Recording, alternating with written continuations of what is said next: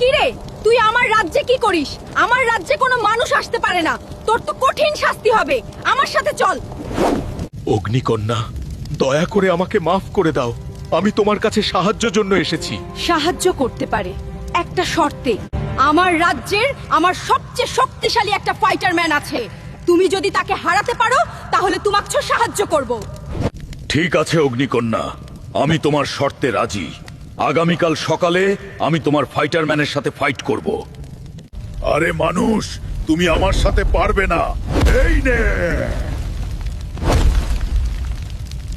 বন্ধুরা, প্লিজ ভিডিওতে লাইক করে চ্যানেলটা সাবস্ক্রাইব আর পেজটা ফলো করে দাও, তাহলে আমি শক্তি পাবো।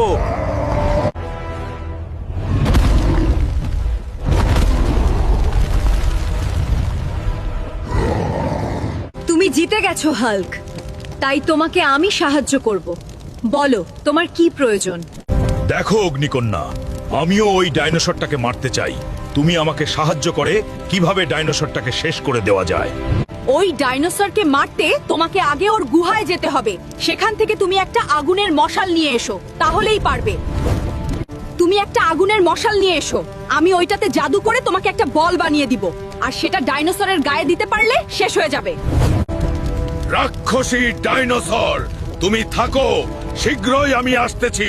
তোমার দিন শেষ হবে। কি মনে হয় বন্ধুরা, হাল্ক কি পারবে সেখান থেকে আগুনের মশাল নিয়ে আসতে, নাকি সে আরো বিপদে পড়ে যাবে? পরবর্তী পার্ট দেখতে ভিডিওতে লাইক করে চ্যানেলটা সাবস্ক্রাইব আর পেজটা ফলো করে কমেন্টস করো পার্ট 6।